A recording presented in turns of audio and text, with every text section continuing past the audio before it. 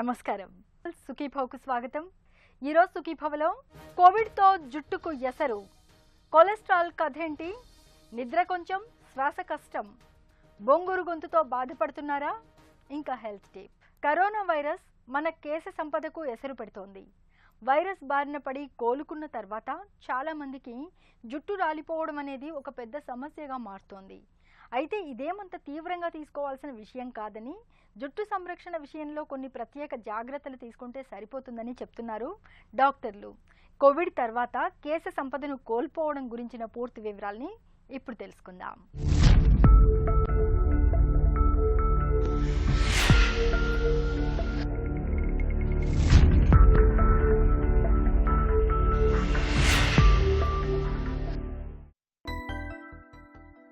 తలపై జుత్తు ఒత్తుగా ఉంటే అంతకు మించిన కిరీటం మరొకటి అక్కర్లేదు మనకు.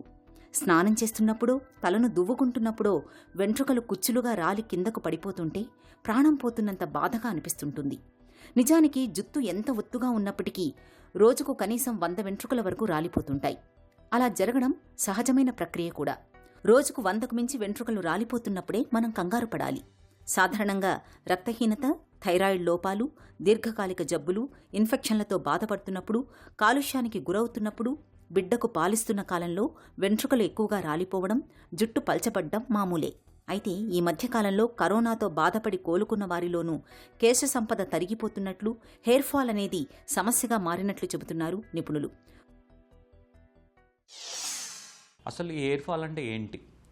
ప్రతి మనిషికి ప్రతిరోజు 0 నుంచి 80 దాకా, అంటే 100 లోపల హెయిర్ ఫాల్ అనేది సర్వసాధారణం.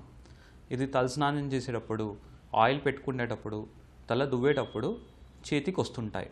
వీటిని మేము టీలోజన్ ఫేస్ అంటాం. అంటే హెయిర్ ఏదైతే ఉందో అది సైకిల్స్ ప్రకారం రన్ అవుతూ ఉంటుంది. అనజన్ ఫేస్ అంటే గ్రోయింగ్ ఫేస్. ఇవి 3 నుంచి 5 ఏళ్ళ దాకా ఉంటాయి. టీలోజన్ ఫేస్ అంటే ఏదైతే మనకి న్యాచురల్గా ఏజ్ అయిపోతుందో హెయిర్ ఫాల్ అవ్వటం. ఎక్సోజన్ ఫేస్ అంటే ఇంకా ఫాస్ట్గా ఊడిపోవటం. కటాజన్ ఫేస్ అంటే రెస్టింగ్ ఫేస్. ఒక హెయిర్ సైకిల్ అంటే 90 రోజులు. మనకి ఏమైనా ప్రాబ్లం వచ్చింది, ఫీవర్ కానీ, సర్జరీ కానీ, కోవిడ్ కానీ, యాక్సిడెంట్ కానీ, అంటే ఏదైనా స్ట్రెస్ మనం ఏర్పడినప్పుడు రోజు ఏదైతే టీలోజన్ ఫేస్ అంటే ఊడిపోవాల్సిన, ఏదైతే పడిపోవాల్సిన హెయిర్ ఉంటుందో పడిపోకుండా రెస్టింగ్ ఫేజ్లోకి వెళ్తుంటుంది. దాన్ని కటాజన్ ఫేస్ అంటాం. ఈ ఫేస్లో ఉన్నప్పుడు హెయిర్ ఫాల్ మనం ఉండదు. ఆ స్ట్రెస్ ఏదైతే రిలీవ్ అయిందో, అంటే మనం ప్రాబ్లం తగ్గి 3 నుంచి 4 నెలల తర్వాత ఏదైతే ఊడిపోకుండా ఆగిపోయిందో విపరీతంగా ఊడిపోవడం స్టార్ట్ అవుతుంటుంది. దాన్ని ఎక్సోజన్ ఫేస్ అంటాం. ఫర్ ఎగ్జాంపుల్, జనవరి, ఫిబ్రవరి, మార్చ్లో కోవిడ్ వచ్చిందంటే వాళ్ళకి జూన్, జూలై, ఆగస్టులో విపరీతమైన హెయిర్ ఫాల్ వాళ్ళకి చూస్తుంటుంటారు. ఇది న్యాచురల్ హెయిర్ ఫాల్, అంటే అక్యూట్ టీలోజన్ ఎఫ్లూయం అంటాం. ఇంకా స్పెసిఫిక్గా చెప్పాలంటే పోస్ట్ కోవిడ్ అక్యూట్ టీలోజన్ ఎఫ్లూయం అంటుంటాం. సో ఈ పోస్ట్ కోవిడ్ టీలోజన్ ఎఫ్లూయంలో మనం ఎలా చెక్ చేసుకోవాలి? సో ఈ హెయిర్ ఫాల్ ఏదైతే ఉందో న్యాచురల్గా మనం రికవర్ అయ్యే హెయిర్ ఫాల్. చాలామంది తలస్నానం చేసేటప్పుడు, దువ్వేటప్పుడు, ఆయిల్ పెట్టేటప్పుడు హెయిర్ ఫాల్ అవుతుందని భయపడి ఆ హెయిర్ కూడా దువ్వడం కానీ తలస్నానం చేయడం మానేస్తున్నారు. కొంతమంది అయితే అది ఏదైతే ఫాల్ అవుతుందో ఆ హెయిర్ దాచిపెట్టుకొని డాక్టర్ దగ్గర వచ్చినప్పుడు చూపిస్తుంటున్నారు. 100కి 90% మందికి ట్రీట్మెంట్ అవసరం లేదు. కానీ 10% మంది ఈ న్యాచురల్ ఫాల్, అంటే మనకి ఏదైతే ప్రాబ్లం వచ్చి లాస్ అవుతున్న హెయిర్ ఫాల్ 8 నుంచి 10 వారాల లోపల ఆగిపోతే సరే, కానీ 8 నుంచి 10 వారాలు దాటిపోయింది అంటే వాళ్ళకి డాక్టర్ కన్సల్టేషన్ కంపల్సరీ అని చెప్పొచ్చు. కొంతమందికి ఈ పోస్ట్ కోవిడ్ తర్వాత విపరీతంగా హెయిర్ ఫాల్ అయిపోయి బట్టతల రావడం కూడా గమనిస్తున్నాం. కానీ దీంట్లో మనం పాజిటివ్గా ఉండాల్సింది ఏంటంటే, ఇది ఏదైతే బట్టతల ఏదైతుందో పర్మనెంట్ కాదు, టెంపరీ. మనకి ఏదైతే ఫాల్ అవుతుందో తిరిగి మనం న్యాచురల్గా పొందుతుంటాము. కోవిడ్ తర్వాత మనకి వాడే మందులు, కోవిడ్లో వాడే మందులు అంటే స్టెరాయిడ్ మందులు, అంటే రోగనిశక్తి తగ్గించే మందులు కానీ, అవి మనకి రోగనిశక్తి తగ్గించడంతో పాటు ఎవరికైతే షుగర్ ఉంటుందో ఆ షుగర్ లెవెల్స్ పెంచడం, ఎవరికైతే థైరాయిడ్ ప్రాబ్లమ్స్ ఉంటుందో ఆ థైరాయిడ్ ఇంకా ఆ వాల్యూస్ అప్ అండ్ డౌన్ చేయడం వల్ల కూడా మనకి ఇది ఈ హెయిర్ ఫాల్ అనేది సంభవిస్తుంటుంది. ప్లస్ ఈ కోవిడ్ వచ్చిందని మనం మానసిక ఒత్తిడి ఎక్కువ అవుతుంటుంది. ఆ మానసిక ఒత్తిడి అంటే స్ట్రెస్ కూడా ఈ హెయిర్ ఫాల్కి ఒక కారణం అని చెప్పొచ్చు.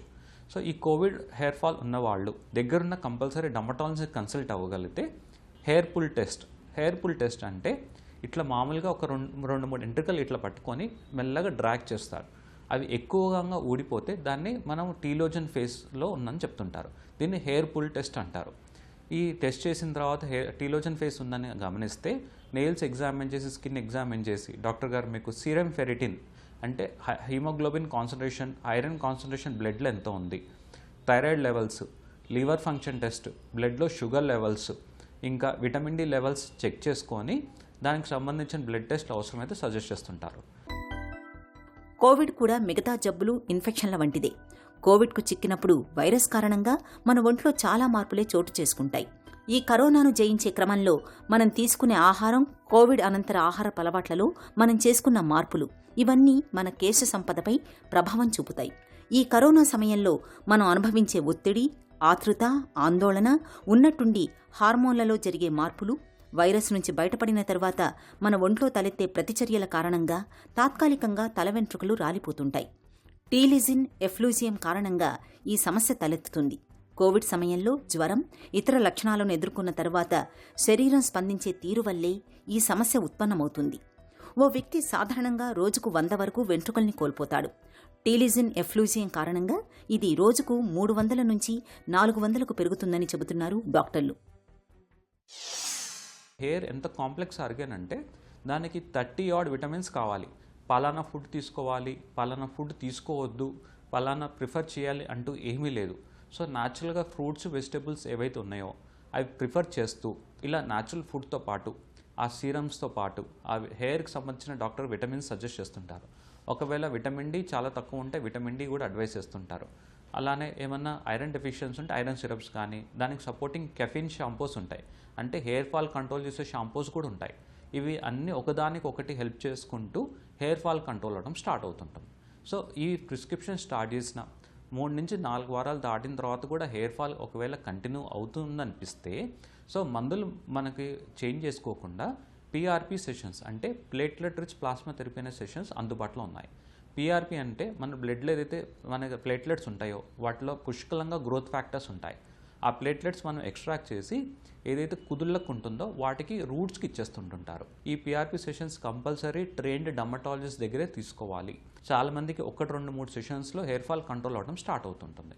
హెయిర్ ఫాల్ కంట్రోల్ అయిన తర్వాత అంటే మనకి ఏదైతే హెయిర్ ఫాల్ కంట్రోల్ అయితే న్యాచురల్గా హెయిర్ ఫాల్ ఉంటుందో 0 to 80 దాకా మనం కంట్రోల్ చేయగలిగితే నెక్స్ట్ మనైతే ప్రిస్క్రిప్షన్, మెయింటెనెన్స్ ప్రిస్క్రిప్షన్కి వెళ్తుంటారు.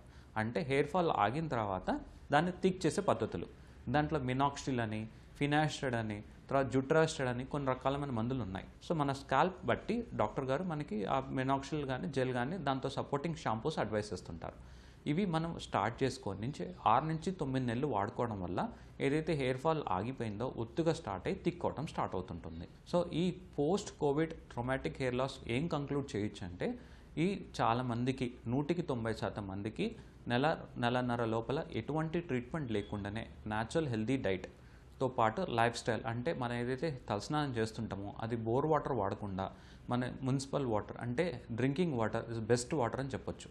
దాంట్లో ఎటువంటి కెమికల్స్ యాడ్ చేయకపోవడం వల్ల మనం వాడే షాంపూస్ కానీ, మందులు కానీ, లేదంటే డాండ్రఫ్ ఎక్కువ కాకుండా చూసుకొని హెయిర్ మనకు పలచపడకుండా చూసుకుంటుంటాయి.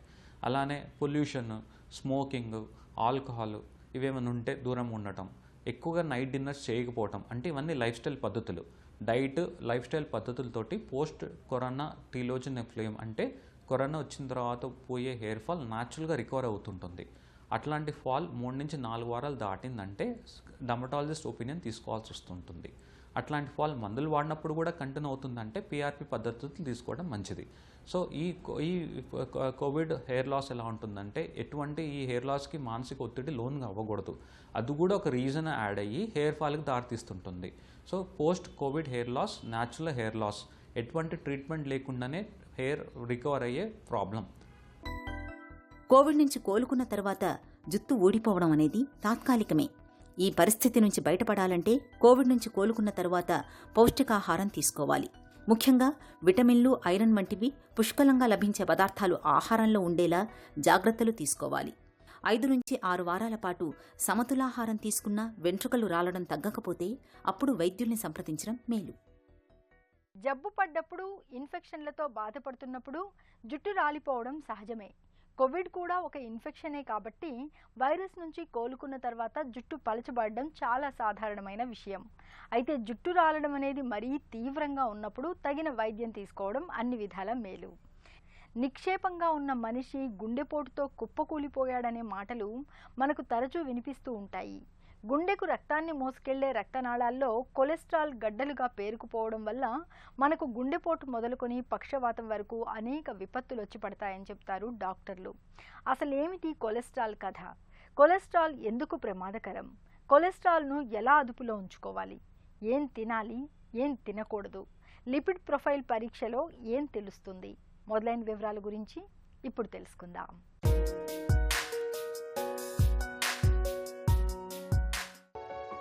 కొలెస్ట్రాల్ను అంచనా వేయడానికి లిపిడ్ ప్రొఫైల్ అనే రక్త పరీక్ష చేస్తారు.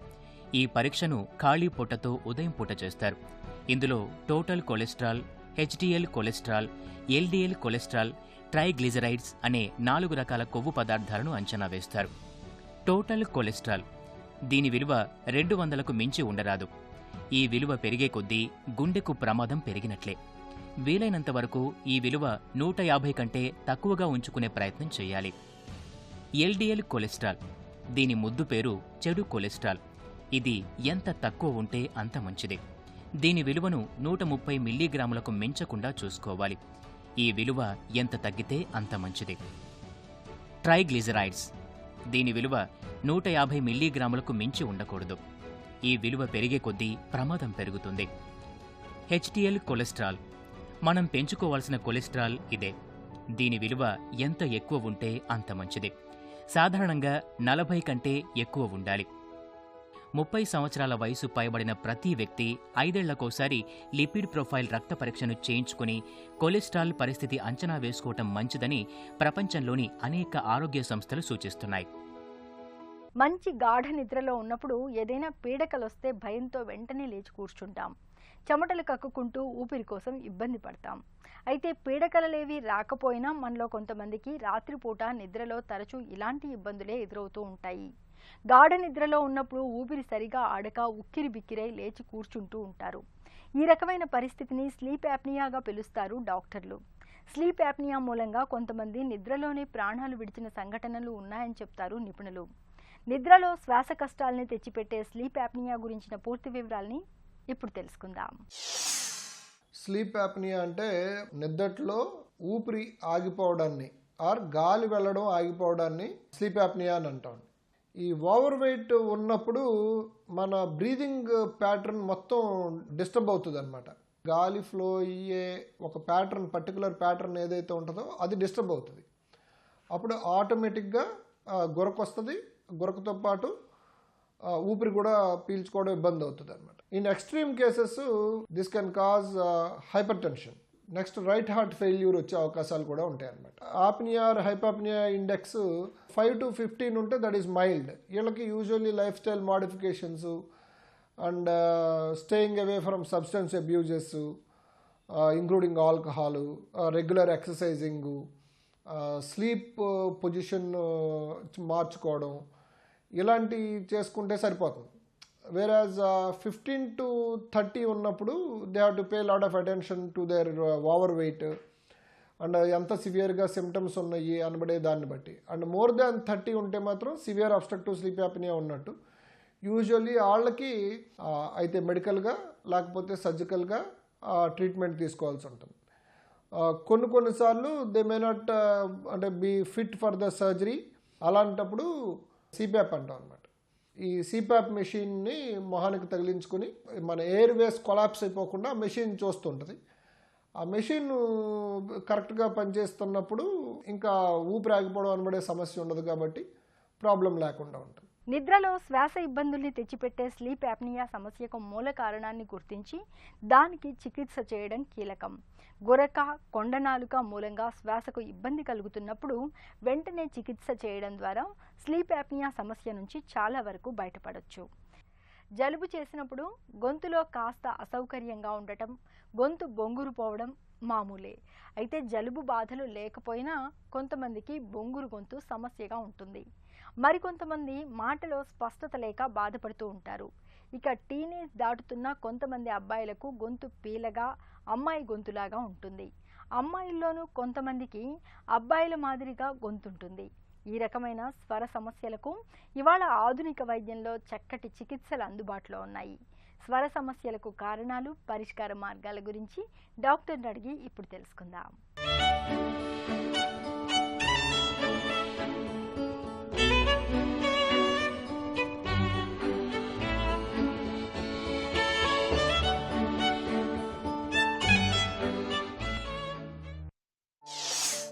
గొంతు బొంగురుకు అసలు కారణాలేంటి? ఈ వాయిస్ స్పీచ్ ప్రాబ్లమ్స్ అనేవి రోజు రోజుకి పెరిగిపోతున్నాయండి. Because of poor vocal hygiene అనుకోండి, ప్రొఫెషనల్ వాయిస్ యూజ్ అనుకోండి, గ్యాస్ట్రోఈసోఫేజియల్ రిఫ్లెక్స్ డిసీజ్ అనుకోండి, ఎలర్జీ ప్రాబ్లం అనుకోండి, వీటన్నిటి నుంచి కూడా మనకి ఈ వోకల్ కార్డ్స్లో ప్రాబ్లమ్స్ వచ్చి ఈ వాయిస్ చేంజెస్ అనేవి వస్తాయి అన్నమాట. ఈ వాయిస్ చేంజ్ అనేది మనం ఎట్టి పరిస్థితుల్లో నెగ్లెక్ట్ చేయకూడదు. ఇది ఎయిదర్ సింపుల్ ప్రాబ్లం లెరింజైటిస్ నుంచైనా, సల్కస్ వోకాలిస్ నుంచైనా రావచ్చు, లేదా life threatening problems like carcinoma నుంచైనా కూడా రావచ్చు అన్నమాట. ఫస్ట్ అండ్ ఫార్మోస్ట్ చూసినట్టయితే చాలామందికి హోర్స్నెస్ ప్రాబ్లం ఉంటుంది అనమాట. బొంగురు గొంతు అంటాం. ఈ బొంగురు గొంతు అనేది చిన్నపిల్లల్లోనూ వస్తుంది, మధ్య వయసుల్లోనూ రావచ్చు, ఓల్డ్ ఏజ్లోనూ రావచ్చు. యూజువల్గా చిన్నపిల్లల్లో పెద్దగా అరిసే వాళ్ళకి ఏంటంటే ఈ పిల్లల్లో వోకల్ నాడ్యూల్స్ ఫామ్ అవుతాయి అన్నమాట. మనం కనుక అక్కడ వోకల్ హైజీన్ని ఇంప్రూవ్ చేయకపోతే స్పీచ్ థెరపిస్ట్ ద్వారా కౌన్సిలింగ్ తీసుకొని పిల్లల వాయిస్ని కనుక నార్మల్గా తీసుకురాకపోయినట్టయితే ఈ వోకల్ కార్డ్ నాడ్యూల్స్ అనేవి పర్సిస్టెంట్గా ఉండేవి రోజు రోజుకి పెద్దవి అవుతా పిల్లలకి ఆ బొంగురు గొంతు అనేది ఎప్పటికీ ఉండేటట్టు చేస్తానమాట. పిల్లల్లో మెయిన్ ప్రాబ్లం ఏంటంటే ఏదైతే ఆ చిన్నప్పుడు వాళ్ళకి అలవాటు అయిద్దో, బ్రెయిన్ అలవాటు చేసుకుంటుందో ఆ వాయిస్ని, ఆ బ్రెయిన్ ప్లాస్టిసిటీ అనే తర్వాత కూడా ఉండి ఈవెన్ తర్వాత మనం యాక్యురేట్ ట్రీట్మెంట్ ఇచ్చినా కూడా వాళ్ళకు వాయిస్ అనేది నార్మల్గా రాకపోవడానికి అవకాశం ఎక్కువ ఉంటుంది. సో పిల్లల్లో ఎట్టి పరిస్థితుల్లోనూ బొంగురు గొంతు వచ్చినట్లయితే ఇమీడియట్గా డాక్టర్ గారిని సంప్రదించి అవసరమైన ట్రీట్మెంట్ తీసుకున్నట్లయితే మెయిన్గా ఏంటంటే ఇక్కడ పిల్లలకి వీడియో లెరింగోస్కోపీ ద్వారా వోకల్ కార్డ్లో ఏముందనేది తెలుసుకోవాలన్నమాట. చాలామందికి ఏంటంటే చిన్న థిక్నింగ్ వోకల్ నాడ్యూల్స్ ఉంటాయి. ఇవి కనుక మనకు పిల్లల్ని స్పీచ్ థెరపీ ఇచ్చి వోకల్ హైజీన్ని పాటించినట్లయితే, అలానే థ్రోట్ హైడ్రేషన్ కూడా మనం పాటించినట్లయితే ఇవి యూజువల్గా రివర్సిబుల్ అవుతాయి, పిల్లలకి వాయిస్ నార్మల్గా వస్తుంది. అలాగే కొంతమంది పిల్లల్లో గ్యాస్ట్రోఈసోఫేజియల్ రిఫ్లెక్స్ డిసీజ్ ఉండటం వల్ల కూడా మనం ఎక్కువ ఆహారం పెట్టిన పిల్లలు ఎక్కువ స్పైసీ ఫుడ్ తిన్నా కూడా ఆ గ్యాస్ట్రోఈసోఫేజియల్ రిఫ్లెక్స్ డిసీజ్లో యాసిడ్ పైకి వచ్చేసి అది ఆ వోకల్ కార్డ్ని ఇరిటేట్ చేసి వాయిస్ చేంజ్ చేసేటట్టు చేస్తానమాట.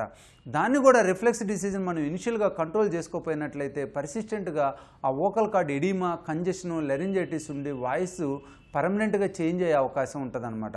సో పిల్లల్లో మీరు ఒకసారి మళ్ళీ ఆ వాయిస్ ప్రాబ్లం ఉన్నట్లయితే ఎండోస్కోపీ టెస్ట్ చేసేసి దానికి అవసరమైన ట్రీట్మెంట్ తీసుకున్నట్లయితే వాళ్ళకి వాయిస్ నార్మల్గా వస్తుందన్నమాట. గొంతులో కణితులకు చికిత్స ఎలా ఉంటుంది?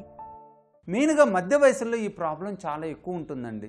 ఎందుకంటే మధ్య వయసులో చాలామంది ప్రొఫెషనల్ వైజ్ టీచర్స్ అనుకోండి, పబ్లిక్ స్పీకర్స్ అనుకోండి, లేదంటే ఎక్కువ ప్రొఫెషనల్ వాయిస్ యూజర్స్ అనుకోండి, లేదా ఈ మధ్య వయసులో లేడీస్ కూడా ఎక్కువ పిల్లలు ఎక్కువ ఇంట్లో ఉన్నప్పుడు వాళ్ళ మీద చికాకు పట్టడం అలాంటివి చేస్తే ఎక్కువ మాట్లాడుతూ ఉంటారు.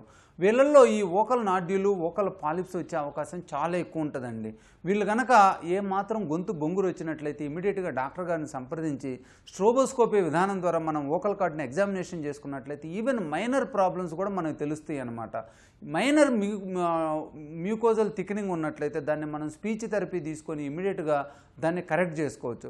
ఒకవేళ వోకల్ నాడ్యూల్ కానీ వోకల్ పాలిప్ కానీ ఒక సైజ్ కన్నా ఎక్కువ ఉన్నట్లయితే యూజువల్గా 5 మిల్లీమీటర్స్ కన్నా ఎక్కువ ఉన్నట్లయితే అవి మళ్ళీ రివర్స్ కావటం కష్టం అన్నమాట. ఈ సైజు కూడా మనకి యాక్యురేట్గా వీడియో లెరింగోస్కోపీలో తెలుస్తుంది అనమాట. చూసుకొని ఒకసారి ఎర్లీ నాడ్యూల్ అయితే స్పీచ్ థెరపీ ఇవ్వచ్చు, అదే కొంచెం పెద్ద నాడ్యూల్ అయినట్లయితే మనం మంచిగా వోకల్ నాడ్యూల్ని తీసేయచ్చు అనమాట. ఇప్పుడున్న ఎక్విప్మెంట్లు ఎస్పెషల్లీ లేజర్స్ కూడా బాగా ఉపయోగపడుతున్నాయి. ఈ లేజర్ విధానంలో కనుక మనం ఆ వోకల్ కార్డ్ నాడ్యూల్ని పాలిప్ని తీసేసినట్లయితే చాలా యాక్యురేట్గా మనం తీసేయగలుగుతాము. దాంతోపాటు ఆ మ్యూకోజల్ ఎపిథీలియల్ హీలింగ్ కూడా చాలా బాగుంటుంది అనమాట. So vocal cord nodules, polyps ఉన్నా కూడా మీరు మైక్రో లెరింజియల్ సర్జరీ ద్వారా వాటిని తీసేయించుకోండి. ఇంకొక కామన్ కండిషన్ చూసినట్లయితే ఎస్పెషల్లీ ఓల్డ్ ఏజ్లో ఎట్రోపిక్ లెరింజైటిస్ అంటాం, సల్కస్ వోకాలిస్ అంటాం. ఇవి యూజువల్గా 40-50 సంవత్సరాలు దాటిన తర్వాత వస్తుంటాయి అన్నమాట. ఈ సల్కస్ వోకాలిస్ ఏంటంటే వోకల్ కార్డ్ దగ్గర చిన్న గుంటాల ఫామ్ అయింది, అంటే అండర్లయింగ్ టిష్యూ ఎట్రోపీ అయిపోయింది అనమాట. అదే ఎట్రోపిక్ వోకాలిస్ అంటే ఈవెన్ ఎపిథీలియం కూడా మనకి ఎట్రోపీ అయిపోయింది అనమాట. ఈ రెండు రకాల కండిషన్స్లో కూడా మనం మంచిగా స్పీచ్ థెరపీ తీసుకొని చిన్న ఆపరేషన్, అది కూడా మైక్రో లెంజియల్ సర్జరీ ద్వారా చేసుకున్నట్లయితే మనకు వాయిస్ చాలా నార్మల్గా వచ్చే అవకాశం ఉంటుందన్నమాట. ఎస్పెషలీ సల్కస్ వోకాలిస్లో కనుక మనం ఆ ఎపిథీలియల్ని కొంచెం ఫ్రెషన్ చేసినట్లయితే ఆ గుంటగా ఉన్నదాన్ని, ఆ సల్కస్ని, అది ఫ్రెష్గా ఎపిథీలియం గ్రో అయిపోయి మళ్ళీ నార్మల్ సైజ్ వచ్చేసి మనకి మంచిగా వాయిస్ వస్తుంది అనమాట. రేర్ సిచ్యువేషన్లో ఒకవేళ అలా రానట్లయితే టిష్యూ ఫిల్లర్స్ అంటాం, అవి బయట నుంచి తీసుకొచ్చినైనా లేదా పేషెంట్ నుంచి అయినా ఫ్యాట్ అనేది తీసుకొని దాన్ని మనం ఆ ఏరియాలో ఇంజెక్ట్ చేసినట్టయితే అది నార్మల్ సర్ఫేస్కి వచ్చేసి పేషెంట్కి వాయిస్ నార్మల్గా ఉంటుంది అనమాట. ఎస్పెషలీ మనం చూసినట్లయితే లాంగ్ టర్మ్ స్మోకర్స్లో మటుకి ఏ మాత్రం బొంగురు గొంతు వచ్చిందంటే మనం ఎట్టి పరిస్థితిలోనూ నెగ్లెక్ట్ చేయకూడదండి. ఎందుకంటే వీళ్ళలో క్యాన్సర్ ఉండే అవకాశం చాలా ఎక్కువ ఉంటుందన్నమాట. ఎవరైనా క్రానిక్ స్మోకర్స్ అయి ఉండి కొంచెం ఎల్డర్ పీపుల్ అయినట్లయితే ఖచ్చితంగా మనం వీడియో లారింగోస్కోపీ చేసుకొని ఆ వోకల్ కార్డ్లో ఉన్న ప్రాబ్లమ్ని ఖచ్చితంగా తెలుసుకోవాలన్నమాట.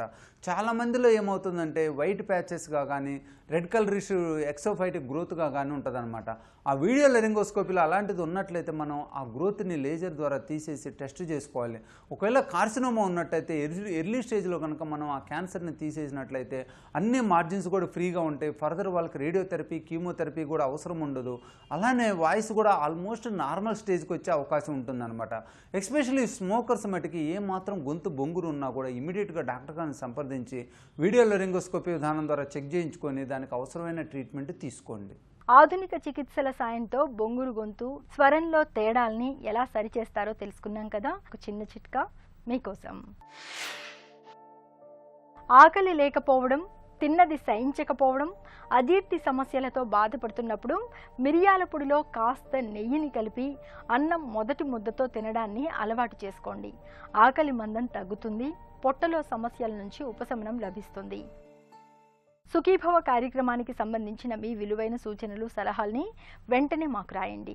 మా చిరునామా Sukhibhava, ETV, Ramoji film city, Hyderabad 501512 లేదా sukhibhava@etv.co.in కు ఈమెయిల్ చేయండి.